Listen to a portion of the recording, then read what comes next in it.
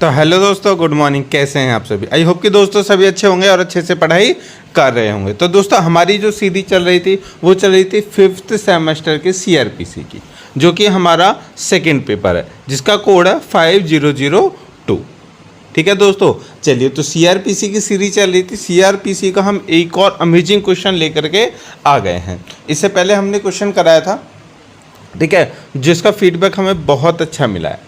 ठीक है, चलिए तो स्टार्ट करते हैं दोस्तों इस क्वेश्चन को। देखो, पिछले क्वेश्चन में हमने बताया था कि सेशन जो कोर्ट है उसमें ट्रायल कैसे होता है, मतलब कोई भी केस जाता है और वो पूरा केस जाने से लेकर के जजमेंट तक क्या क्या प्रक्रिया होती है। ठीक है, अगर आपने नहीं देखा है तो जल्दी से जाइए हमारी प्ले लिस्ट में, ठीक है, जो कि होगी हमारी 5202 की। ठीक है, तो उसमें जाकर के देख लीजिए, प्ले लिस्ट में क्वेश्चन मिल जाएगा। चलिए तो स्टार्ट करते हैं आज के इस अमेजिंग क्वेश्चन को। आज का क्वेश्चन है दोस्तों, जैसे कि आप देख पा रहे हैं कि दंड प्रक्रिया संहिता के अंतर्गत, सीआरपीसी के अंतर्गत दंड न्यायालयों का गठन।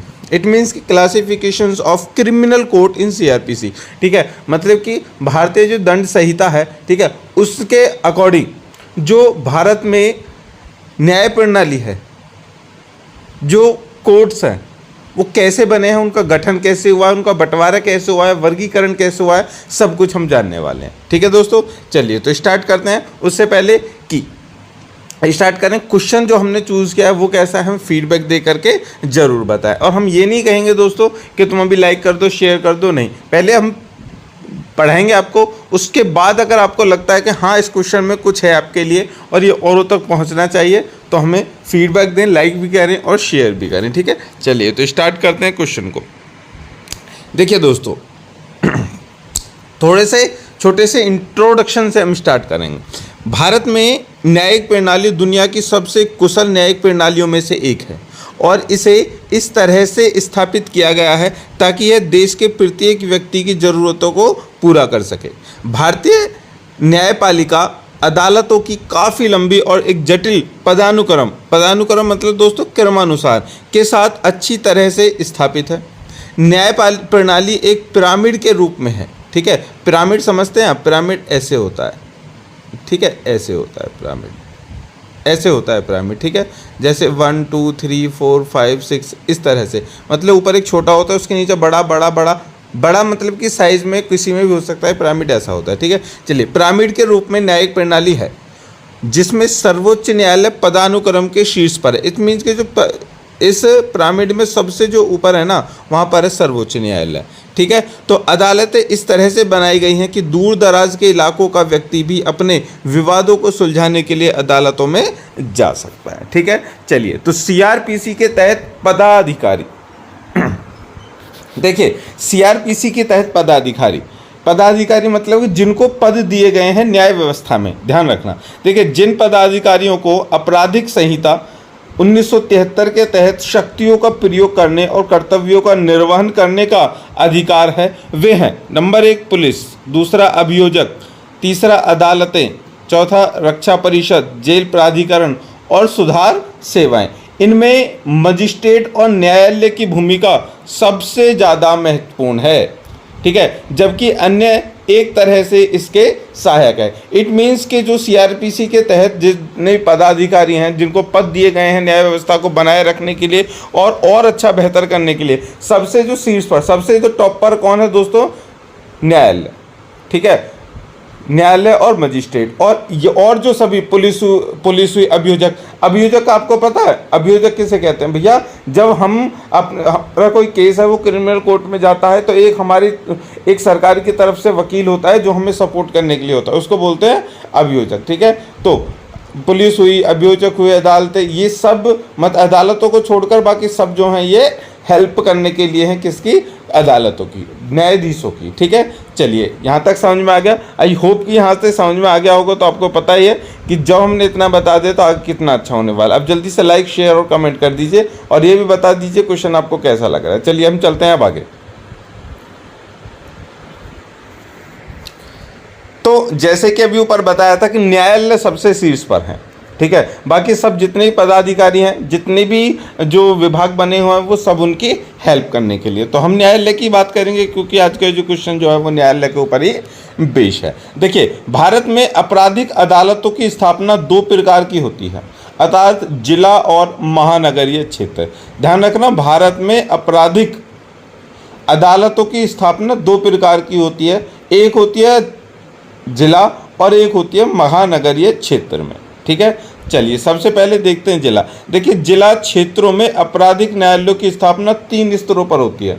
देखिए, सबसे ऊपर देश है दोस्तों, देश से नीचे है प्रदेश, ठीक है। और प्रदेश से, जैसे कि देश है भारत हमारा और प्रदेश है उत्तर प्रदेश, ठीक है, हरियाणा, मध्य प्रदेश, ठीक है, चंडीगढ़, ठीक है, कोई भी, उत्तराखंड, कोई भी प्रदेश ले सकते हैं, ठीक है। उत्तर प्रदेश को लेते हैं, उत्तर प्रदेश, उत्तर प्रदेश में, ठीक है। अब एक चीज़ मैं आपको यहाँ पे बता देता हूँ पहले ही, ठीक है, कि भारत में जो सबसे बड़ी जो कोर्ट है, सबसे बड़ा जो न्यायालय है वो है सर्वोच्च न्यायालय, अंडरस्टैंड। उसके नीचे हर, मतलब कि देश के लिए होता है सर्वोच्च न्यायालय, मतलब बहुत सबसे बड़ा सर्वोच्च न्यायालय। उससे नीचे जो हर एक प्रदेश का अपना उच्च न्यायालय होता है उसको बोलते हैं हाई कोर्ट, ठीक है दोस्तों। उसको उच्च न्यायालय भी बोल सकते हैं और हाई कोर्ट, लेकिन जो सर्वोच्च न्यायालय होता है वो सबसे ऊपर शिखर पे होता है, ठीक है। तो अब यहाँ पर हम ना तो बात करने वाले हैं सुप्रीम कोर्ट मतलब सर्वोच्च न्यायालय की, और ना ही बात करने वाले हाई कोर्ट की, क्योंकि ये तो 2 ही है, हमने आपको बता दिया। इससे नीचे जब हम प्रदेश लेवल पे आ जाते हैं, ठीक है, अपने प्रदेश में आ गए। अब प्रदेश में जो प्रदेश को 2 भागों में बांटा जाता है, ठीक है, जैसे कि यूपी है, ठीक है। इस यूपी को, मतलब सपोज दैट कि ये पूरी यूपी है, इसको 2 भागों में बांट दिया गया, ठीक है, 2 भागों में बांट दिया गया। एक जगह पर रख दिए महानगर, महानगर का मतलब बड़े बड़े शहर, ठीक है, और दूसरे पर रख दे जिला। देखिए, कहते हैं कि पहले देश, दूसरे नंबर पे प्रदेश और उससे नीचे होता है जिला, लेकिन नहीं, यहाँ पर जिला और जिला के साथ में एक जिला होता है। जिले तो बहुत सारे हैं ना, चलिए कमेंट करके बता दो यार को उत्तर प्रदेश में कितने जिले हैं, ठीक है।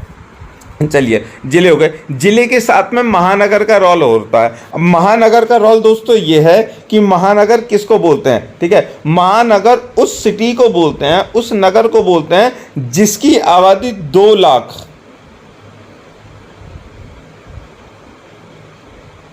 ठीक है, 2 है या 20 है, शायद यहाँ पर मैं कंफ्यूजन में हूँ, 2 है या 20 में है, जल्दी से मुझे बता दीजिए, कि क्वेश्चन में आएगा फिर मैं आपको क्लियर करा दूंगा, ठीक है। जिसकी आबादी 2 लाख या 10 लाख या 20 लाख ऐसे कुछ करके होती है, इतनी एक लिमिट होती है। अगर उससे ऊपर होता है किसी भी उसमें, या फिर इतनी फिगर ऑफ जनसंख्या होती है, तो उसको महानगर बोलते हैं और जिला बोलते हैं, ठीक है। अब क्या है, बात यहाँ पर आ जाती है कि यूपी का एक, मतलब कि उत्तर प्रदेश का एक हाई कोर्ट है, ठीक है, जो इलाहाबाद, मतलब कि अभी में प्रयागराज में है, ठीक है, सबसे ऊपर। पूरे को जो पूरे जितने भी इसमें न्यायाधीश, छोटे छोटे न्यायालय कोर्ट्स होंगे, सब पर जो नज़र रखेगा, सबका जो बाप होगा, कहने का मतलब ये है, इन सबका जो बाप होगा, ठीक है, वो कौन होगा, वो होगा हाई कोर्ट, ठीक है, और हाई कोर्ट का भी बाप होगा सुप्रीम कोर्ट, ठीक है। तो तीसरे नंबर पे जो इस न्यायालय का जो प्रकरण है, वर्गीकरण, तीसरे नंबर पर हम स्टार्ट कर रहे हैं। तीसरे नंबर मतलब कि एक प्रदेश में, अब ध्यान रखना, एक प्रदेश का मतलब सब प्रदेशों में यही व्यवस्था होगी, किसी प्रदेश में ले लेना। हम एग्जांपल ले रहे हैं यूपी का, तो यूपी में हो या किसी भी प्रदेश में हो, 2 तरह के शहर होते हैं, एक तो बोलते हैं डिस्ट्रिक्ट जो जिला होता है, और एक होता है महानगर, ठीक है। चलिए, तो अब महानगर और डिस्ट्रिक्ट में हम जानते हैं क्या है कंडीशन। आई होप कि इतना समझ में आ गया होगा, सारी चीज़ें मैंने डिटेल में बता दी हैं। तो दोस्तों, यहाँ पर बात चल रही थी सबसे पहले जिला की। देखो ऊपर बताया गया, भारत में आपराधिक न्यायालयों, क्रिमिनल, ध्यान रखना, केवल क्रिमिनल आपराधिक अदालतों की स्थापना 2 स्तर पर होती है, एक होता है जिला और एक महानगर क्षेत्र। महानगर क्षेत्र मतलब कि उसको बोलते हैं बहुत बड़ा शहर हो सकता है, हालांकि वो जो जिला है उससे छोटा ही होता है, ठीक है। चलिए, तो सबसे पहले जिला को लेते हैं। देखिए, जिला क्षेत्रों में आपराधिक न्यायालयों की स्थापना 3 स्तरों पर होती है। अब ध्यान रखना, जिला में भी जो न्यायालय हैं वो 3 तरह के होते हैं। कौन कौन से? सबसे पहले देखिए, न्यायपालिका के निचले स्तर पर अदालतों को न्यायिक मजिस्ट्रेट की अदालतें कहा जाता है, जो 3 प्रकार की होती हैं। मतलब कि निचले स्तर की, मतलब तीसरे नंबर, पहले नंबर पे सुप्रीम कोर्ट, दूसरे नंबर पर हाई कोर्ट और तीसरे नंबर जो निचली अदालत है हम बोलते हैं, वहाँ पर जो आपराधिक जो न्यायालय हैं वो 3 तरह से उनको 3 तरह की होती हैं, 3 प्रकार की होती हैं। किसमें? जिला में। ठीक है, महानगर की बात करेंगे बाद में, फिलहाल कर रहे हैं जिला की बात। तो सबसे पहले कौन होता है? न्यायिक मजिस्ट्रेट होता है। ठीक है दोस्तों, उसके बाद में होता है न्यायिक मजिस्ट्रेट द्वितीय श्रेणी। उसके बाद तीसरी अदालत जो होती है वो होती है विशेष मजिस्ट्रेट न्यायालय। तो ये 3 प्रकार के न्यायालय होते हैं, न्यायिक मजिस्ट्रेट द्वितीय श्रेणी और न्यायिक मजिस्ट्रेट न्यायालय। ठीक है, किस में होते हैं? ये होते हैं दोस्तों जिला में। अंडरस्टैंड? चलिए आगे बढ़ें।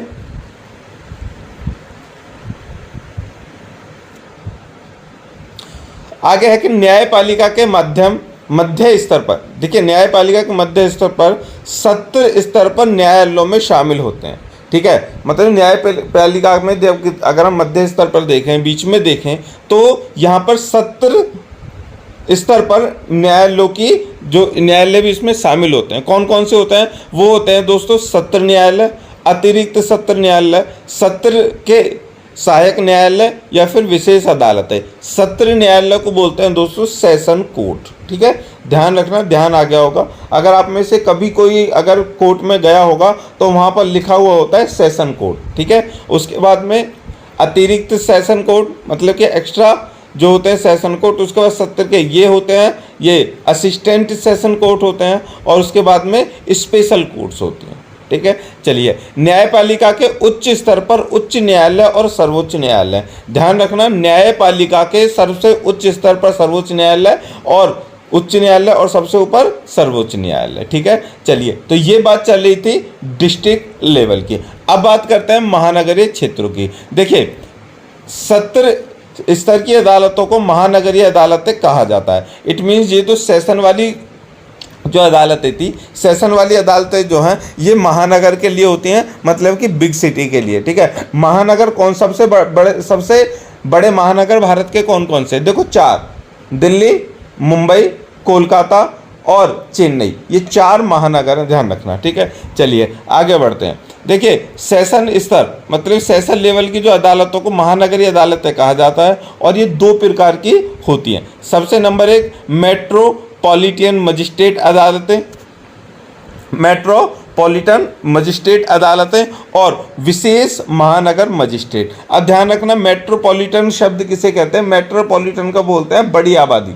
ठीक है, जो महानगर होते हैं उनको बोलते हैं मेट्रोपॉलिटन मजिस्ट्रेट अदालतें और उसके साथ में होते हैं दूसरी विशेष महानगर मजिस्ट्रेट। ठीक है दोस्तों, चलिए आगे बढ़ते हैं। देखिए चीज़ें जो हैं वो थोड़ी थोड़ी समझ में आए तो घबराना मत। ठीक है, अभी थोड़ा सा आगे जा कर के एक चार्ट दिखाऊंगा मैं आपको, चार्ट बना करके मैंने लगाया हुआ है। अभी तो थोड़ा सा रिवीजन होगा, उसके बाद सारी चीज़ें क्लियर हो जाएंगी। चलिए देखिए, मुख्य न्यायिक मजिस्ट्रेट, मुख्य मेट्रोपॉलिटन मजिस्ट्रेट सत्र डिवीज़न या महानगरीय क्षेत्रों में सभी मजिस्ट्रेटों के पर्यवेक्षी अधिकारी प्रशासनिक अधिकार का प्रयोग करते हैं। इट मीन्स कि जितने भी ये होते हैं वो सभी जो उनके खुद के जो जिम्मेदारी होती है, उन जिम्मेदारी जो उनको दी गई होती है, जिस तरह की जिम्मेदारी दी गई होती है उसी तरह की जिम्मेदारियों को पूरा करते हैं। देखिए अब क्या है, संहिता के अंतर्गत प्रादेशिक विभाजन। देखिए ये मतलब कि ये विभाजन किस तरह से किया गया है, क्या नियम है इसका, वो हम यहाँ पर देखने वाले हैं। देखिए भारत के संपूर्ण क्षेत्र में राज्य शामिल है, सबको पता है यार। ठीक है, भारत जो है वो एक संघ प्रदेश है। ठीक है, अलग अलग संघों का वो समूह है, तो संघ किसे बोलते हैं? राज्य को। तो भारत के संपूर्ण क्षेत्र में राज्य शामिल है और संहिता की धारा 7 में कहा गया है कि, ध्यान रखना, संहिता सीआरपीसी की धारा 7 में कहा गया है कि राज्य के मूल क्षेत्रीय प्रभाग जिले और सत्र प्रभाग हैं। मतलब कि एक राज्य के 2 भाग हैं, जिले और सत्र प्रभाग। बम्बई, कलकत्ता, मद्रास आदि जैसे बड़े शहरों की विशेष आवश्यकताओं को ध्यान में रखते हुए संहिता ने उन्हें महानगरीय क्षेत्रों के रूप में मान्यता दी है और ऐसे प्रत्येक क्षेत्र को एक अलग सत्र प्रभाग और जिला माना जाएगा। इस क्षेत्रीय सीमांकन के अनुसार भारत की आपराधिक अदालतों में भारत का सर्वोच्च न्यायालय उच्च न्यायालय, प्रत्येक सत्र प्रभाग में सत्र न्यायालय और प्रत्येक जिले में न्यायिक मजिस्ट्रेट की अदालतें शामिल होती है। अब ध्यान रखना, इस लास्ट वाली लाइन को थोड़ा एक बार फिर से पढ़ लेना। देखिए कह रहे हैं कि भारत की आपराधिक अदालतों में भारत का सर्वोच्च न्यायालय सबसे ऊपर, उच्च न्यायालय दूसरे नंबर पे, और प्रत्येक सत्र प्रभाग का मतलब दोस्तों महानगर, ठीक है, ध्यान रखना महानगर, मेट्रोपॉलिटन सिटी जो होती है, ठीक है, महानगर सेशन प्रभाग, जिसको सेशन प्रभाग जो बोला गया है, मैं इस सेशन प्रभाग में मतलब जितना भी भाग जो सत्र प्रभाग में आएगा महानगर में, उसमें सेशन कोर्ट और प्रत्येक जिले में मतलब कि हर एक जिले में डिस्ट्रिक्ट में न्यायिक मजिस्ट्रेट की अदालतें शामिल है, ठीक है, ध्यान रखना विशेष तौर पर। देखिए देश ऐसे समझते हैं, देश के लिए हो गई, ठीक है, सर्वोच्च न्यायालय, राज्य के लिए हो गई हाई कोर्ट, और हाई कोर्ट अब प्रदेश के लिए हो गई हाई कोर्ट, प्रदेश से नीचे महानगर के लिए हो गई सेशन कोर्ट, और जिला स्तर के लिए हो गई डिस्ट्रिक्ट कोर्ट, ठीक है। चलिए चारों के अलग अलग बांट दिया हमने श्रेणी में, आगे बढ़ते हैं। देखिए अब आपराधिक न्यायालयों की श्रेणियां, अब ध्यान रखना दोस्तों, इंपॉर्टेंट चीज यहां से स्टार्ट होगी, क्योंकि अकॉर्डिंग टू द सीआरपीसी की धारा 6 7 में तो केवल ये बताया गया है कि एक जो राज्य है उसको दो प्रभाग मतलब 2 भागों में बांटा गया है, नंबर 1 महानगर, नंबर 1 डिस्ट्रिक्ट, ठीक है, डिस्ट्रिक्ट जिला। अब बात आ गई है सीआरपीसी की धारा 6, 7 को हमने पढ़ लिया, 6 में क्या कहा गया है। देखिए उच्च न्यायालयों और सर्वोच्च न्यायालयों के अलावा प्रत्येक राज्य में आपराधिक अदालतों की श्रेणियों का प्रावधान करती हैं। मतलब कि धारा 6 ये कहती है कि भैया उच्च न्यायालय और सर्वोच्च न्यायालय तो है ही, लेकिन राज्य में आपराधिक जितने भी मामले हैं उनके आपराधिक मामलों को सुनने के लिए आपराधिक न्यायालय बनाए गए हैं, और उनकी श्रेणियां जो हैं वो उन्हीं के अकॉर्डिंग बनाई गई हैं। जैसे कि सेशन न्यायालय, सेशन कोर्ट इसको बोलते हैं, ठीक है, या फिर सेशन न्यायाधीश बोल सकते हैं, सत्र न्यायाधीश बोल सकते हैं, सत्र न्यायालय बोल सकते हैं। दूसरा, किसी भी महानगरीय क्षेत्र में प्रथम श्रेणी के फर्स्ट डिवीजन के न्यायिक मजिस्ट्रेट और मेट्रोपॉलिटन मजिस्ट्रेट, द्वितीय श्रेणी के न्यायिक मजिस्ट्रेट, और चौथा नंबर पे कार्यकारी मजिस्ट्रेट। अब इन चारों को हम समझेंगे आराम से आगे, ठीक है, चलते हैं। देखिए यहाँ पर मैं एक चार्ट बना करके लेकर आया हूँ, काफ़ी समय लग गया दोस्तों इस चार्ट को बनाने में, ठीक है, लेकिन ध्यान रखना इस चार्ट को आप सभी को बनाना है। जो भी इस क्वेश्चन को देख रहे हैं, मैं कह रहा हूँ इस पूरे क्वेश्चन को जो मैं पढ़ा रहा हूँ ना इतनी अच्छी तरीके से, आप जितना भी पढ़ेंगे ना समझ लेना 20% ही आपको ध्यान रहने वाला है। लेकिन अगर ये चार्ट आपने बना लिया ना, जो मैं भी समझाने वाला हूँ, आप समझ लेना उस क्वेश्चन को 80% आपको याद रहेगा, ठीक है। चलिए, तो आपराधिक न्यायालयों का पदानुक्रम, यहाँ पर हम देखने वाले हैं गठन, आपराधिक न्यायालयों का गठन। तो भारत में आपराधिक न्यायालयों के पदानुक्रम को निम्नलिखित चार्ट के माध्यम से समझा जा सकता है। चलिए स्टार्ट करते हैं, इस चार्ट को ड्रॉ करते रहना जैसे जैसे नीचे को चलता जाएगा। देखिए सबसे ऊपर है दोस्तों कि सीआरपीसी की सेक्शन 6 के अकॉर्डिंग न्यायालयों का वर्गीकरण, ध्यान रखना न्यायालयों का वर्गीकरण। देखिए न्यायालयों का वर्गीकरण 2 तरह से हो सकता है। देखिए मैं एक बात यहाँ से बता दूं भैया, सुप्रीम कोर्ट और हाई कोर्ट को इसमें मेंशन नहीं किया गया है। निचली अदालतें, तीसरे नंबर की जो अदालत जिनमें बोला जाता है वो तीसरे नंबर में ही कौन कौन सी अदालतें होती हैं वो ध्यान रखना। उन अदालतों को सब याद रखते हैं, एक सुप्रीम कोर्ट होता है, ठीक है, और बहुत सारे हाई कोर्ट होते हैं जो हर एक राज्य का अपना होता है। लेकिन अब राज्य में जो महानगर और डिस्ट्रिक्ट हैं, और इतने सारे डिस्ट्रिक्ट, इतने महानगर और बहुत सारे डिस्ट्रिक्ट होते हैं, तो हर डिस्ट्रिक्ट के लिए अपना अलग कोर्ट होता है, ठीक है। तो उन उस न्यायालय में, ठीक है, उस जनपद न्यायालय में कितनी तरह की कोर्ट हो सकती हैं वो यहाँ पर हम बताने वाले हैं। तो न्यायालयों का वर्गीकरण, देखिए न्यायालयों का वर्गीकरण स्टेट लेवल पे 2 तरह से बताया गया है, ऊपर ही बताया गया यहाँ भी। नंबर 1 है कोर्ट ऑफ सेशन, जिसको बोलते हैं सत्र न्यायालय या फिर सेशन कोर्ट, ध्यान रखना दोस्तों। और दूसरा है कोर्ट ऑफ मजिस्ट्रेट, मतलब कि मजिस्ट्रेट न्यायालय, ठीक है। अब इस बात को हम बाद में बताएंगे दोनों में अंतर क्या है, चलो यहीं पे बता देते हैं। देखिए ये जो काम करेंगी अदालतें, ये करेंगी महानगरों पर और ये काम करेंगी जिले के लिए, ठीक है। आई होप की कंडीशन समझ में आ गई होगी। आगे बढ़े, चलिए सबसे पहले ले लेते हैं सेशन कोर्ट को। देखिए सेशन कोर्ट 3 तरह की होती है, ध्यान रखना आप, सेशन कोड 3 तरह की होती है। नोट करते रहना, नोट्स बनाते रहना मेरी आवाज़ के अकॉर्डिंग, और इसको बना लेना, स्क्रीनशॉट ले लो या फिर बना लेना चार्ट को, बहुत ही ज़रूरी है। चार्ट को बनाकर सब पर अपने घर में लगा लें, ठीक है।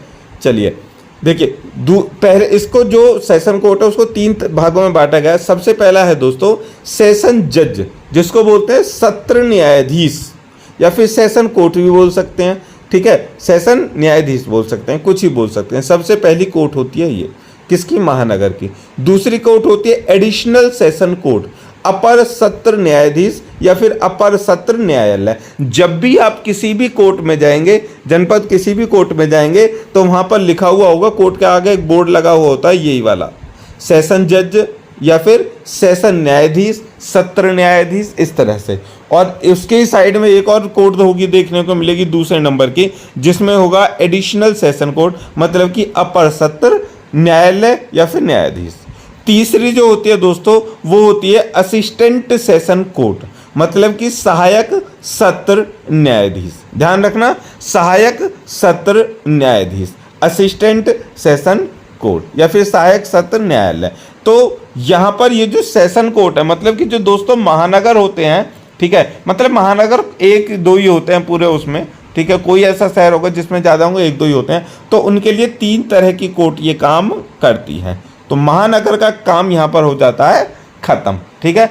अब चलते हैं दूसरे तरह की जो कोर्ट है, कौन सी, डिस्ट्रिक्ट कोर्ट ऑफ मजिस्ट्रेट वाली, ठीक है, जिला स्तर वाली। चलिए तो स्टार्ट करते हैं इस पर। देखिए मतलब कि जो महानगर, ठीक है, और डिस्ट्रिक्ट कोर्ट के लेवल के जो हाई वाले जो प्रोफाइल वो होंगे ना चीज़ें, उनको ये देखती हैं, बस इतना ध्यान रखो। मतलब जो बड़े वो होते हैं ना केस, देखिए नगर में और डिस्ट्रिक्ट कोर्ट में, डिस्ट्रिक्ट मतलब नगर और जिला दोनों में जो ऐसे केस होते हैं ना जो बड़े तगड़े वाले होते हैं, संगीन अपराध वाले बड़े, तो उनको ये कोर्टें देखती हैं तीनों की तीनों, ठीक है।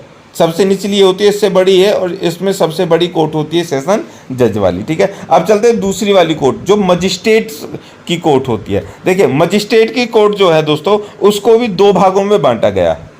इसको बांटा गया था 3 भागों में और इसको बांटा गया है 2 भागों में। तो 2 भाग कौन कौन से, नंबर 1 है जुडिशियल मजिस्ट्रेट, जिसको बोलते हैं हम न्यायिक मजिस्ट्रेट, ठीक है, जुडिशियल मजिस्ट्रेट या फिर न्यायिक मजिस्ट्रेट। दूसरी होते हैं एग्जीक्यूटिव मजिस्ट्रेट, जिसको बोलते हैं कार्यकालिक मजिस्ट्रेट, ठीक है।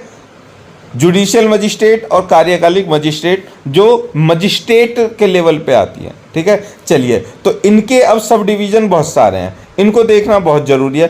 तो सबसे पहले हम जो स्टार्ट करने वाले हैं दोस्तों, वो करने वाले हैं हम कि जुडिशियल मजिस्ट्रेट को, ठीक है। चलिए तो स्टार्ट करते हैं जुडिशियल मजिस्ट्रेट को, थोड़ा सा ऊपर कर लेते हैं, हाँ इतना काफ़ी। तो दोस्तों जो हमारी जुडिशियल मजिस्ट्रेट है उसके भी 2 भाग हैं। नंबर 1 है महानगर क्षेत्र, नंबर 2 है अन्य क्षेत्र। अब महानगर क्षेत्र और महानगर के साथ में अन्य क्षेत्र 2 हैं। तो महानगर क्षेत्र को हम बोलते हैं मेट्रोपॉलिटन एरिया और अदर क्षेत्र को बोलते हैं अन्य क्षेत्र। तो महानगर जो क्षेत्र है दोस्तों उसमें भी 3 तरह के ही क्या होते हैं, कोर्ट होते हैं। कौन से, नंबर 1 पहला होता है चीफ मेट्रो, देखिए यहाँ पर शॉर्ट में मैंने लिख दिया है, आगे लिखने के लिए नहीं था, chief metropolitan magistrate, chief metropolitan magistrate. दूसरा होता है एडिशनल चीफ मेट्रोपॉलिटन मजिस्ट्रेट, इसको बोलते हैं मुख्य महानगर न्यायाधीश।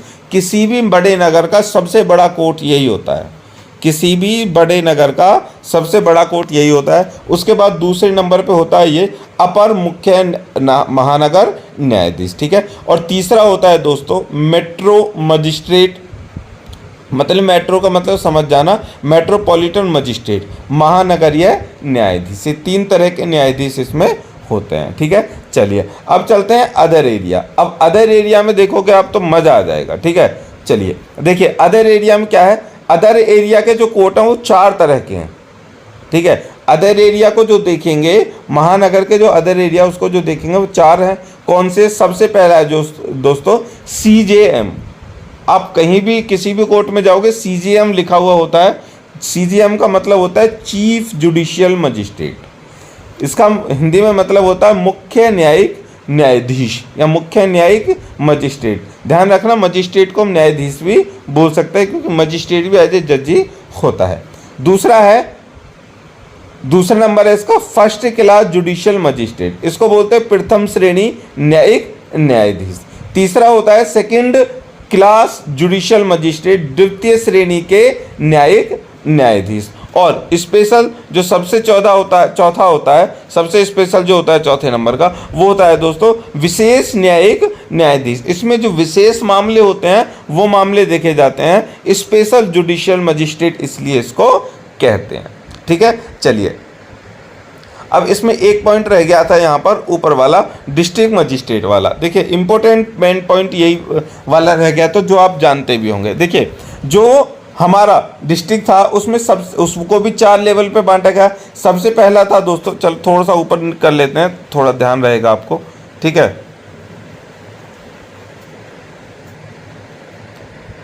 देखिए स्क्रीनशॉट इसका ले लीजिएगा। ठीक है, चलिए ये पॉइंट रह गया तो इसको बता देते हैं। देखिए जो कार्यकालिक मजिस्ट्रेट होती है, अब देखो मैं तुम्हें एक सारी चीज़ें बता दूं, ये जितनी भी कोर्ट हैं वो अलग और ये वाली कोर्ट अलग, मतलब ये वाली कोर्ट अलग, ये वाली कोर्ट अलग। इसमें क्या है, ये दोस्तों है न्यायिक मजिस्ट्रेट। ये जो काम करती हैं ये केवल और केवल न्याय देने का काम करती हैं।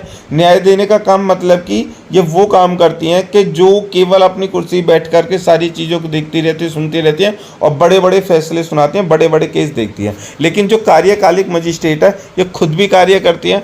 ठीक है, और इसमें और इन दोनों में यही अंतर होता है कि ये बारीक चीज़ों को देखती हैं, छोटे मामलों को देखती हैं। ठीक है, चलिए तो कौन कौन सी होती है इसमें। सबसे नंबर 1 कार्यकालिक जो मजिस्ट्रेट होती है वो 4 तरह की होती हैं। सबसे पहले होता है दोस्तों डीएम, डिस्ट्रिक्ट मजिस्ट्रेट, जिला मजिस्ट्रेट।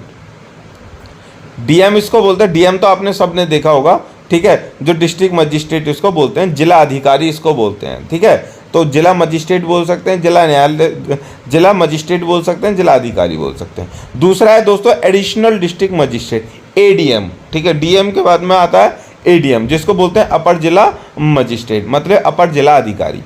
तीसरा होता है सब डिविजनल मजिस्ट्रेट, एसडीएम जिसको बोलते हैं, सुना होगा आपने एसडीएम। ठीक है, सब डिविजनल मजिस्ट्रेट, एसडीएम बोलते हैं इसको। उसके बाद में है दोस्तों स्पेशल एग्जीक्यूटिव मजिस्ट्रेट, इसको बोलते हैं एसईएम, विशेष कार्यकालिक न्यायाधीश। देखिए मैं फिर से आपको बता दूं, बाकी सारे जज और इन चारों जजों में यही अंतर है। आपने कभी भी देखा होगा, ठीक है, कि ये जो जज हैं ये कहीं भी पहुंच जाते हैं। ठीक है, जहां अन्याय हो रहा हो वहां पर ये पहुंच जाते हैं। डीएम पहुंच जाएगा, एसडीएम पहुंच जाते हैं ना, लेकिन और कोई भी जज अपने उसको अदालत को छोड़ कर नहीं जाता, उनको वहीं पर ही सारी चीज़ें देखनी पड़ती हैं। अब ये जो मजिस्ट्रेट होते हैं, डीएम, एडीएम और एसडीएम, ये जो होते हैं इनके पास में पहले चीज़ें जाती हैं, सबसे पहले केस इन्हीं के पास में जाते हैं। हमने बताया भी होगा आपको, जब कोर्ट ट्रायल चल रहा था उसमें बताया होगा, सबसे पहले सारी चीज़ें इनके पास जाती हैं। ये उसके बाद में डिसाइड करते हैं कि इसको केस को कहाँ पर जाना चाहिए, कहाँ पर भेजना चाहिए। यहाँ पर उसके जेएम के पास, मतलब कि जुडिशियल मजिस्ट्रेट के पास से भेजना चाहिए। ठीक है, सीजीएम के यहाँ भेजना चाहिए। ठीक है, या फिर कहाँ पर भेजना चाहिए, ये सारी चीज़ें डिसाइड करते हैं। और ये भी डिसाइड करते हैं कि कौन सा क्राइम है, कौन सा नहीं है। ठीक है दोस्तों, तो चलिए स्क्रीनशॉट ले लिया होगा आपने, नोट कर लीजिएगा इसको फिर से। ये था हमारा पूरा चार्ट। अब इनको थोड़ा थोड़ा डिटेल में पढ़ लेते हैं कि किस में क्या होता है। देखिए दोस्तों, भारत का सर्वोच्च न्यायालय भारत का सर्वोच्च न्यायालय होने के नाते भारत के संविधान के अनुच्छेद 124 के तहत स्थापित किया गया। मतलब कि भारत का जो सर्वोच्च न्यायालय है वो भारत के संविधान के अनुच्छेद 124 में के अंतर्गत उसको स्थापित किया गया। और उच्च न्यायालय भारत के संविधान अनुच्छेद 141 में, देखिए 124 में सर्वोच्च न्यायालय और 141 में उच्च न्यायालय। उच्च न्यायालयों को नियंत्रित करता है और उच्च न्यायालय सर्वोच्च न्यायालय के निर्णय से बंधे है। इसका मतलब यह है कि इन सब का बाप होता है सर्वोच्च न्यायालय, और सर्वोच्च न्यायालय नियंत्रित करता है हाई कोर्ट को, मतलब कि उच्च न्यायालय को। उसके बाद भारत की निचली अदालतों को इस प्रकार वर्गीकृत किया है जैसे ऊपर बताया गया था। महानगर न्यायालय, मुख्य मेट्रोपॉलिटन मजिस्ट्रेट प्रथम श्रेणी की मेट्रोपॉलिटन मजिस्ट्रेट। इन सबको कंट्रोल हाई कोर्ट करता है यहाँ पर, इसलिए मैंने यहाँ पर आपको बता रहा हूँ। ठीक है दोस्तों। उसके बाद में जिला न्यायालय। जिला न्यायालय में सत्र न्यायालय, प्रथम श्रेणी न्यायिक मजिस्ट्रेट, द्वितीय श्रेणी न्यायिक मजिस्ट्रेट और कार्यकारी मजिस्ट्रेट। कार्यकारी मजिस्ट्रेट जो है इसी में एसडीएम, डीएम, ठीक है, एडीएम वगैरह आते हैं। ठीक है, चलिए आगे आके न्यायपालिका को कार्यपालिका से अलग करना। देखिए अब इसमें न्यायपालिका और कार्यपालिका दोनों महत्वपूर्ण बिंदु हैं, उनको हम समझ लेते हैं। देखिए धारा 3-4 के तहत संहिता न्यायपालिका को कार्यपालिका से अलग करती है और कहती है कि संहिता के प्रावधानों के अधीन, ध्यान रखना, न्यायपालिका अलग है, कार्यपालिका अलग है। तो देखिए न्यायपालिका कार्यपालिका में एक जो अंतर है वो मैं आपको बता दूं। न्यायपालिका का काम करना होता है न्याय करना, और कार्यपालिका का मतलब होता है कि न्याय दिलवाना। न्याय दिलवाने का मतलब वो वकील ना है भैया, वो पुलिस अधिकारी, वो सब अपराधियों को पकड़ना, घेर घोटना, उनको जेल में बंद करना, जेल में सजा काटना, ये सब कार्यपालिका के काम होते हैं। ठीक है, और न्यायपालिका काम केवल और केवल न्याय करना। उसके बाद न्यायिक मजिस्ट्रेट उन मामलों से संबंधित कार्य करेगा जिसमें साक्ष्य की सराहना या स्थानांतरित शामिल है, या जिसमें किसी भी निर्णय का निर्माण शामिल है, जिसके द्वारा किसी व्यक्ति को जुर्माना या सजा या हिरासत, पूछताछ या परीक्षा में हिरासत में रखा जा सकता है। कौन काम करेगा? न्यायिक मजिस्ट्रेट। उसके बाद कार्यकारी मजिस्ट्रेट उस सभी मामलों के संबंध में कार्य करेगा जो प्रकृति में कार्यकारी या प्रशासनिक, उदाहरण के लिए लाइसेंस देना, निलंबित करना या रद्द करना, अभियोजन से वापस लेना या अभियोजन को मंजूरी देना। तो न्यायिक मजिस्ट्रेट तो ये काम करेंगे, उसके मतलब जो सेशन जो कोर्ट वाले हैं वो ये काम करेंगे, और जो डीएम वगैरह हैं वो सब ये काम करेंगे। ठीक है, मतलब न्यायाधीश, जज इस काम को करेंगे।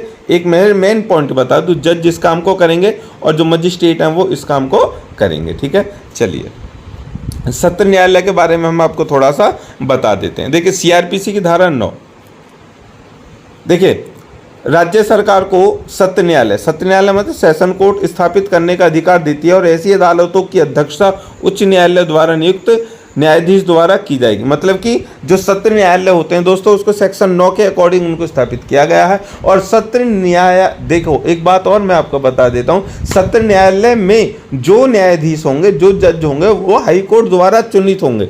ठीक है, कौन उनको अपॉइंटमेंट करेगा? अपॉइंट कौन करेगा भैया? हाई कोर्ट करेगा। लेकिन जो डिस्ट्रिक्ट जो लेवल की, मतलब कि जिला लेवल की जो वो होंगी, कोर्ट होंगी, ठीक है, वो डीएम वगैरह हैं, ये जब हैं, ये सब परीक्षा से पास होकर के आते हैं। ठीक है, और इनके लिए एलएलबी होना ज़रूरी नहीं है, लेकिन जो हाई कोर्ट जो जज बना करके भेजेगा उसके पास में एलएलबी करना ज़रूरी है। ध्यान रखना एलएलबी कितनी ज़रूरी है। आगे बढ़ते हैं। देखिए सत्र न्यायालय में क्षेत्राधिकार का प्रयोग करने के लिए उच्च न्यायालय द्वारा अतिरिक्त और सहायक सत्र न्यायाधीशों की भी नियुक्ति की जाती है। सत्र न्यायालय आमतौर पर ऐसे स्थान या स्थानों पर बैठता है जैसे कि उच्च न्यायालय द्वारा आदेश दिया गया है, लेकिन यदि किसी मामले में सत्र न्यायालय पक्षों और गवाहों की सामान्य सुविधा को पूरा करने का निर्णय लेता है तो यह अदालत की सहमति से हो सकता है।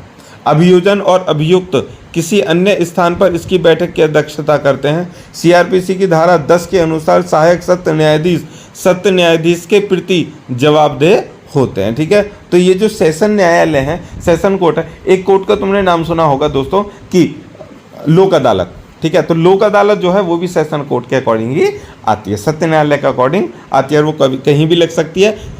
अभी का जो नियम है वो दोस्तों ये है कि हर 3 महीने में जो सेशन सत्र न्यायालय के ही श्रेणी में वो आती है और लोक अदालत लगती है।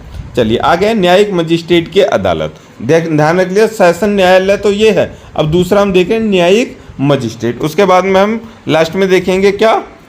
कार्यकालिक मजिस्ट्रेट। देखिए सीआरपीसी की धारा 11 में कहा गया है कि प्रत्येक जिले में महानगर क्षेत्र नहीं होने पर, अगर नहीं है तो राज्य सरकार को उच्च न्यायालय के परामर्श के बाद प्रथम और द्वितीय श्रेणी के न्यायिक मजिस्ट्रेटों की अदालत स्थापित करने की शक्ति है। यदि उच्च न्यायालय की राय है कि सिविल न्यायालय में न्यायाधीश के रूप में कार्य करने वाली न्यायिक सेवा के किसी भी सदस्य को प्रथम और द्वितीय श्रेणी के न्यायिक मजिस्ट्रेट की शक्तियां प्रदान करना आवश्यक है, तो उच्च न्यायालय भी ऐसा ही करेगा। ठीक है, ये भी जो कोर्ट होती हैं वो उच्च न्यायालय के अंडर में ही काम करती हैं। उसके बाद है मुख्य न्यायिक मजिस्ट्रेट और अतिरिक्त मुख्य न्यायिक मजिस्ट्रेट।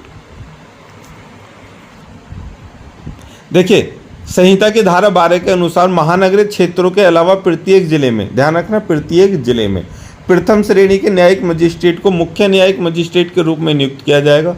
उच्च न्यायालय को प्रथम श्रेणी के न्यायिक मजिस्ट्रेट को अतिरिक्त CJM, ठीक है, के रूप में, मतलब कि CJM, ठीक है, चीफ जुडिशियल मजिस्ट्रेट के रूप में नामित करने का भी अधिकार है। और इस तरह के पदनाम से मजिस्ट्रेट को मुख्य न्यायिक मजिस्ट्रेट की सभी या किसी भी शक्ति का प्रयोग करने का अधिकार होगा। मतलब कि मजिस्ट्रेट चीफ जुडिशियल मजिस्ट्रेट की किसी भी शक्ति का प्रयोग करने का उसको अधिकार होगा। अब है उप विभागीय न्यायिक मजिस्ट्रेट। उप विभागीय न्यायिक मजिस्ट्रेट मतलब कि सब डिविजनल। देखिए एक उप विभाग में प्रथम श्रेणी के न्यायिक मजिस्ट्रेट को उप विभागीय न्यायिक मजिस्ट्रेट के रूप में नामित किया जा सकता है। ऐसा मजिस्ट्रेट मुख्य न्यायिक मजिस्ट्रेट के ही अधीन होगा, इस प्रकार उसके नियंत्रण में काम करेगा। इसके अलावा उप विभागीय न्यायिक मजिस्ट्रेट उस उपखंड में न्यायिक मजिस्ट्रेटों, मतलब कि अतिरिक्त CGM को छोड़कर, जो स्पेशल CGM है, के काम को नियंत्रित और पर्यवेक्षण कर सकेगा। उसके बाद है विशेष न्यायिक मजिस्ट्रेट। देखिए ये जो जितने भी मैं बता रहा हूँ ना दोस्तों, ऊपर जो मैंने भी चार्ट बताया है ना, उस चार्ट को बना करके देख लीजिए, उसी के अकॉर्डिंग यहाँ पर सारी चीज़ें बताई जा रही हैं, तो कंफ्यूज मत हो जाना, भूल मत जाना। आगे है विशेष न्यायिक मजिस्ट्रेट। देखिए धारा 13 CRPC की धारा 13 के द्वारा उच्च न्यायालय को किसी भी ऐसे व्यक्ति को जो सरकार के अधीन कोई पद धारण करता हो या कर चुका हो, प्रथम या द्वितीय श्रेणी के न्यायिक मजिस्ट्रेट को इस संहिता द्वारा इसके अंतर्गत प्रदत्त शक्तियां प्रदान करने का अधिकार है। ऐसे मजिस्ट्रेटों को विशेष न्यायिक मजिस्ट्रेट कहा जाता है। ठीक है, मतलब कि कोई भी जो सरकार के अंडर जो पद धारण कर चुका है या फिर कर रहा है या फिर करता है, उसको पूरी शक्तियां मिल सकती हैं। ऐसे मजिस्ट्रेटों को विशेष न्यायिक मजिस्ट्रेट कहा जाएगा और उनकी नियुक्ति एक समय में 1 वर्ष से अधिक की अवधि के लिए नहीं की जाएगी। ध्यान रखना, स्पेशल जो जुडिशियल मजिस्ट्रेट होती है उसकी जो अवधि होती है 1 वर्ष की होती है। किसी विशेष न्यायिक मजिस्ट्रेट के स्थानीय अधिकार क्षेत्र से बाहर किसी महानगरीय क्षेत्र के संबंध में उसे महानगर मजिस्ट्रेट की शक्तियों का प्रयोग करने के लिए उच्च न्यायालय द्वारा सशक्त किया जा सकता है। ठीक है दोस्तों, चलिए आगे है न्यायिक मजिस्ट्रेट का स्थानीय क्षेत्र अधिकार। धारा 14 CRPC की धारा 14 के अनुसार मुख्य न्यायिक मजिस्ट्रेट उन क्षेत्रों की स्थानीय सीमाओं को परिभाषित करेगा जिनके भीतर धारा 11 या धारा 13 के तहत नियुक्ति मजिस्ट्रेट इस संहिता के तहत निहित सभी या किसी भी शक्ति का प्रयोग कर सकते हैं। विशेष न्यायिक मजिस्ट्रेट उस स्थानीय क्षेत्र के भीतर किसी भी स्थानीय पर अपनी बैठक आयोजित कर सकता है जिसके लिए उसकी स्थापना की गई है। ठीक है, तो इस स्वतंत्र रूप से कार्य कर सकती है। उसके बाद किशोरों के मामले में क्षेत्राधिकार। ध्यान रखना, धारा 27 के यह निर्देश देती है कि एक किशोर 16 वर्ष से कम उम्र के व्यक्ति को मृत्युदंड या आजीवन कारावास की सजा नहीं दी जा सकती। मुख्य न्यायिक मजिस्ट्रेट या बाल अधिनियम 1960 के तहत एक विशेष रूप से सशक्त कोई अन्य न्यायालय इस प्रकार के मामलों की सुनवाई करता है। तो दोस्तों इस तरह के जो मामलों की सुनवाई करता है उसको बोलते हैं POCSO court, POSCO, POCSO court बोलते हैं। ठीक है, ध्यान रखना, हर उसमें होगी पोस्को कोर्ट, ये स्पेशल न्यायालय होते हैं। ठीक है, तो वो अभी आप देखोगे बुलंदशहर में जा करके या फिर हापुड़ में या फिर सूरजपुर में कहीं भी एक पोस्को कोर्ट पूछ लेना, वो बता देंगे, क्योंकि इसमें यही वाले मामले देखे जाते हैं। वो अपराधी आते हैं जिसमें बाल अपराध वाले। आगे न्यायिक मजिस्ट्रेट की अधीनता, मतलब कि न्यायालय की जो अधीनता है मजिस्ट्रेट की, वो किसके अंडर होती है। देखिए दोस्तों, धारा 15(1) में प्रावधान है कि एक सेशन न्यायालय मुख्य न्यायिक मजिस्ट्रेट से श्रेष्ठ होगा। ध्यान रखना, सेशन न्यायाधीश मुख्य न्यायिक मजिस्ट्रेट से बड़ा होगा और मुख्य न्यायिक मजिस्ट्रेट अन्य न्यायिक मजिस्ट्रेट से बड़ा होगा। इसे न्यायालयों को पदानुक्रम को समझने वाले उपयुक्त चित्र से स्पष्ट से समझा जा सकता है। ध्यान रखना कि सबसे ऊपर कौन होगा, सेशन जज। ठीक है, SJ। उसके नीचे होगा दोस्तों न्यायिक मजिस्ट्रेट, मुख्य न्यायिक मजिस्ट्रेट CJM, और उसके नीचे SDM, DM ये सब होंगे। ठीक है, चलिए मेट्रोपॉलिटन मजिस्ट्रेट की अदालतें, देखिए वे हर महानगरीय क्षेत्र में स्थापित हैं। अब ध्यान रखना, मैंने बता दिया, पीठासन अधिकारियों की नियुक्ति उच्च न्यायालयों द्वारा की जाएगी। ऐसे मेट्रोपॉलिटन मजिस्ट्रेटों का अधिकार क्षेत्र और शक्ति पूरे महानगरीय क्षेत्र में विस्तारित होंगी। उच्च न्यायालय मेट्रोपॉलिटन मजिस्ट्रेट को मुख्य मेट्रोपॉलिटन मजिस्ट्रेट के रूप में नियुक्त करेगा। आगे विशेष महानगरीय मजिस्ट्रेट, मतलब इसी मेट्रोपॉलिटन मजिस्ट्रेट की अदालत है, उसके बाद में होंगी विशेष महानगरीय मजिस्ट्रेट। उच्च न्यायालय विशेष मेट्रोपॉलिटन मजिस्ट्रेट को वही शक्तियां प्रदान करता है जो एक मेट्रोपॉलिटन मजिस्ट्रेट विशेष मामलों या विशेष वर्गों के मामलों के संबंध में प्रयोग कर सकता है। ऐसे विशेष मेट्रोपॉलिटन मजिस्ट्रेट की नियुक्ति एक समय में 1 वर्ष से अधिक की अवधि के लिए नहीं की जाएगी। ध्यान रखना, मेट्रोपॉलिटन के जो जज होता है वो 1 ही साल के लिए होता है। उसके बाद विशेष मेट्रोपॉलिटन मजिस्ट्रेट को उच्च न्यायालय या राज्य सरकार द्वारा मेट्रोपॉलिटन क्षेत्र के बाहर किसी भी क्षेत्र में प्रथम श्रेणी के न्यायिक मजिस्ट्रेट की शक्तियों का प्रयोग करने का अधिकार दिया जा सकता है। आगे है महानगर मजिस्ट्रेट की अधीनता। देखिए संहिता की धारा सीआरपीसी की धारा 19 में प्रावधान है कि सेशन न्यायालय सत्र न्यायाधीश अतिरिक्त मुख्य मेट्रोपॉलिटन मजिस्ट्रेट और मुख्य मेट्रोपॉलिटन मजिस्ट्रेट से वरिष्ठ होंगे और अन्य मेट्रोपॉलिटन मजिस्ट्रेट CMM के अधीनस्थ होंगे। CAM का मतलब होगा दोस्तों कि चीफ मेट्रोपॉलिटन मजिस्ट्रेट। ठीक है दोस्तों, चलिए आगे बढ़ें। आगे मुख्य मेट्रोपॉलिटन मजिस्ट्रेट के पास मेट्रोपॉलिटन मजिस्ट्रेटों के बीच व्यवसाय के वितरण और अतिरिक्त मुख्य मेट्रोपॉलिटन मजिस्ट्रेट को व्यवसाय के आवंटन के संबंध में विशेष आदेश देने या नियम बनाने की शक्ति होगी, क्योंकि महानगर में सबसे ज़्यादा जो बिजनेस होते हैं, व्यापार होते हैं, ठीक है, तो उनके मामलों को ये देखेंगे। आगे दोस्तों कार्यकारी मजिस्ट्रेट, देखिए स्पेशल पॉइंट अंतिम चरण में चल रहे हैं। चलिए सीआरपीसी की धारा 20 के अनुसार प्रत्येक जिले और प्रत्येक महानगरीय क्षेत्रों में कार्यकारी मजिस्ट्रेट राज्य सरकार द्वारा नियुक्त किए जाएंगे और उनमें से एक को जिला मजिस्ट्रेट मतलब कि DM के रूप में नियुक्त किया जाएगा। एक कार्यकारी मजिस्ट्रेट को अतिरिक्त मतलब कि SDM के रूप में नियुक्त किया जाएगा और ऐसे मजिस्ट्रेट के पास संहिता के तहत जिला मजिस्ट्रेट की शक्तियाँ होंगी। ध्यान रखना, DM की शक्तियाँ होंगी। चूंकि कार्यकारी मजिस्ट्रेटों से प्रशासनिक कार्यों को निष्पादित करने की अपेक्षा की जाती है, इसलिए उन्हें न तो आरोपियों पर मुकदमा चलाने और न ही फैसला सुनाने की शक्ति दी गई थी। वो मुख्य रूप से प्रशासनिक कार्यों से संबंधित है। ध्यान रखना कि मजिस्ट्रेट जो होते हैं DM SDM ये किसी को भी सजा नहीं सुना सकते।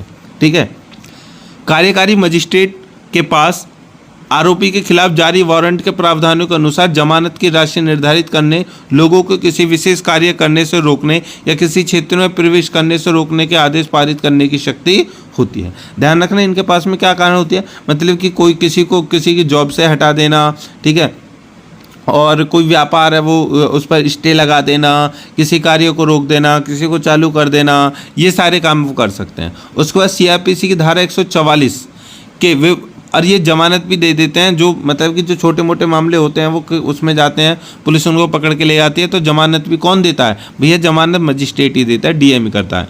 वो प्राधिकारी हैं जिनके पास लोगों को तब ले जाया जाता है जब उन्हें स्थानीय अधिकार क्षेत्र से बाहर गिरफ्तार कर लिया जाता है। कार्यकारी मजिस्ट्रेट ही एकमात्र ऐसे व्यक्ति होते हैं जिनके पास भीड़ या गैरकानूनी सभा को तितर बितर करने की शक्ति होती है। इसके अलावा वे ऐसा करते समय बल का उपयोग करने के लिए अधिकृत होते हैं। स्थिति की गंभीरता और आवश्यकताओं के अनुसार ही कार्यकारी मजिस्ट्रेटों को उनके कार्यों को निष्पादित करने या पुलिस द्वारा सहायता प्रदान की जाती है। ध्यान रखना, इसी के लिए मतलब कि सारे कार्य कर सकती है, इसीलिए इसको कार्यकारी बोला जाता है। चलिए धारा 21 मतलब CRPC की धारा 21 के अनुसार राज्य सरकार द्वारा विशेष क्षेत्रों के लिए या विशेष कार्यों के लिए निष्पादित के लिए विशेष कार्यकारी मजिस्ट्रेट नियुक्त किए जाएंगे, स्पेशल मजिस्ट्रेट। तो कार्यकारी मजिस्ट्रेट का स्थानीय क्षेत्राधिकार क्या होता है, देखिए CRPC की धारा 22 जिला न्यायालय को उन क्षेत्रों को परिभाषित करने का अधिकार देती है जिसके तहत कार्यकारी मजिस्ट्रेट को इस कोड के तहत जिनके उनके द्वारा प्रयोग की जाने वाली सभी या किसी भी शक्ति का उपयोग कर सकते हैं। लेकिन कुछ अपवादों के तहत ऐसे मजिस्ट्रेट की शक्तियां और अधिकार पूरे क्षेत्र देश में विस्तारित होंगे। ठीक है। देखिए डीएम का काम दोस्तों ये भी होता है कि चलो नरेंद्र मोदी अगर बुलंदशहर में आ रहा है रैली करने के लिए, ठीक है, तो भैया डीएम ही जा करके सबका मुआयना करेगा क्या हो रहा है, कैसी सुरक्षा व्यवस्था है, क्या नहीं है, ठीक है। तो इसलिए इसको कार्यकारी मजिस्ट्रेट बोला जाता है। आगे कार्यपालिक मजिस्ट्रेट के अधीनता।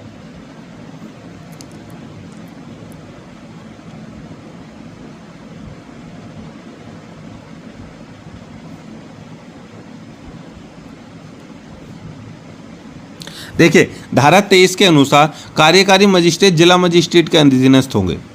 मतलब कि जो कार्यकारी मजिस्ट्रेट है वो जिला मजिस्ट्रेट डीएम के नीचे होंगे। हालांकि अतिरिक्त जिला मजिस्ट्रेट के अधीनस्थ नहीं होंगे प्रत्येक कार्यकारी मजिस्ट्रेट, लेकिन उप विभागीय मजिस्ट्रेट के अधीन होगा। कार्यकारी मजिस्ट्रेट उनके बीच व्यवसाय के वितरण के संबंध में जिला मजिस्ट्रेट द्वारा दिए गए, मतलब डीएम द्वारा दिए गए नियमों या विशेष आदेशों का पालन करेंगे। जिला मजिस्ट्रेट डीएम के पास अतिरिक्त, ठीक है, जिला मजिस्ट्रेट को व्यवसाय के आवंटन से संबंधित नियम या विशेष आदेश बनाने की आवश्यकता होती है। मतलब कि डीएम ही जो व्यवसाय वगैरह होते हैं, ठीक है, उनको चालू करने की परमिशन वगैरह देते हैं। आगे है कार्यकारी मजिस्ट्रेट का पदानुक्रम। देखिए वाक्य जो विभिन्न न्यायालयों द्वारा पारित किए जा सकते हैं, इंपॉर्टेंट पॉइंट है, ध्यान रखना। देखिए उच्च न्यायालयों और सत्र न्यायाधीशों द्वारा पारित वाक्य जो हैं वो धारा 28 में है। कौन से? कि कानून द्वारा अधिकृत कोई भी सजा उच्च न्यायालय द्वारा पारित की जा सकती है। कोई भी सजा, जो भी कानून सजा बोलता है, फांसी की सजा हो, कोई भी सजा हो, वो उच्च न्यायालय दे सकता है। एक सत्र या अतिरिक्त सत्र न्यायाधीश कानून द्वारा अधिकृत कोई भी सजा सुना सकता है, लेकिन मौत की सजा सुनाते समय उच्च न्यायालय से पहले पुष्टि की आवश्यकता होती है। मतलब कि सत्र न्यायालय या अतिरिक्त सत्र न्यायालय वो भी सारी सजा सुना सकता है, लेकिन मौत की सजा नहीं सुना सकता। मौत की सजा सुनाएगा कब? जब वो उच्च न्यायालय से पूछ लेगा उसके साथ में, ठीक है। उसके बाद एक सहायक सत्र न्यायाधीश को मृत्युदंड या आजीवन कारावास के अलावा 10 वर्ष से अधिक कारावास की सजा देने का अधिकार है। उसके बाद मजिस्ट्रेटों द्वारा पारित वाक्य क्या है? देखिए मुख्य न्यायिक मजिस्ट्रेट की अदालत 7 साल से अधिक कारावास की सजा दे सकती है, लेकिन मौत की सजा या आजीवन कारावास की सजा नहीं दे सकती। मतलब कि 7 साल से अधिक कारावास की सजा दे सकती है, 7 साल दे सकती है, लेकिन आजीवन कारावास 10 साल भी दे सकती है, लेकिन 15 साल नहीं दे सकती, क्योंकि वो आजीवन कारावास में आ जाता है, और मृत्युदंड नहीं दे सकती। ठीक है दोस्तों, ध्यान रखना। उस मतलब कि जो अभी बनाया होगा ना आपने, उस पर पॉइंट लगाते रहना, वहाँ पे लिखते रहना ये आजीवन कारावास और ये इस तरह से, ठीक है। चलिए आगे है प्रथम श्रेणी का न्यायिक मजिस्ट्रेट 3 वर्ष से कम अवधि की कारावास या 10,000 रुपये से कम जुर्माना या दोनों की सजा सुना सकता है। ठीक है दोस्तों। उसका द्वितीय श्रेणी के न्यायिक मजिस्ट्रेट 1 वर्ष से कम अवधि के कारावास या 5,000 रुपये से कम जुर्माने की सजा सुना सकता है। मतलब द्वितीय श्रेणी का न्यायिक मजिस्ट्रेट, ठीक है। चलिए उसके बाद प्रथम श्रेणी मजिस्ट्रेट की शक्तियों के अलावा मुख्य मेट्रोपॉलिटन मजिस्ट्रेट के पास मुख्य न्यायिक मजिस्ट्रेट और एमएम के समान शक्तियां होती हैं। मतलब ये भी सभी तरह की सजा सुना सकते हैं, लेकिन मृत्युदंड आजीवन कारावास नहीं सुना सकते। ठीक है दोस्तों। चलिए तो आ जाते हैं किस पर? निष्कर्ष पर। देखिए मेनली मुख्य संवैधानिक लक्ष्यों में से एक यह है कि न्याय का उचित प्रशासन समाज की अपेक्षाओं के अनुरूप होना चाहिए। यदि हमारे देश में रहने वाले नागरिक कोई विवाद उत्पन्न होने पर आसानी से अदालतों का दरवाजा खटखटा सकें तो लक्ष्य हासिल किया जा सकता है। आपराधिक अदालतों का गठन इस तरह किया गया है कि प्रत्येक नागरिक न्याय के लिए वहां पहुंच सके। यदि नागरिकों को लगता है कि निचली अदालतों द्वारा उन्हें न्याय नहीं मिल रहा है तो वो उच्च अधिकारियों के पास अपील करने का भी अधिकार है। अतः इस प्रणाली के माध्यम से नागरिकों के लिए न्यायपालिका तक पहुंचना आसान हो गया है। ठीक है दोस्तों। चलिए तो ये था हमारा क्वेश्चन। आई होप कि दोस्तों आज तुम्हारे सारे डाउट क्लियर हो गए होंगे। अब तुम्हें पता चल गया होगा किसकी पावर ज़्यादा है, किसकी पावर नहीं है। ठीक है, तो ये था हमारा न्यायालयों का गठन। मिलेंगे जल्द ही नेक्स्ट क्वेश्चन के साथ में। उससे पहले जल्दी से सपोर्ट कर दीजिए, नोट्स बना लीजिएगा दोस्तों, इम्पोर्टेंट है, जीवन भर काम आने वाला क्वेश्चन है। ठीक है, और आप अपना प्यार ऐसे ही देते रहिए। बहुत बहुत धन्यवाद, आप सभी का हमें सपोर्ट मिल रहा है। तो दोस्तों सभी लोग यार जितने भी लोग देखते हो ना वो सब्सक्राइब कर लिया करो, ठीक है। और कमेंट भी हमें करके बता दिया करो अगर कोई भी प्रॉब्लम चल रही है या फिर जो भी आपका फीडबैक होता है, ठीक है। चलिए मिलते हैं नेक्स्ट वीडियो में, तब तक के लिए जय हिंद,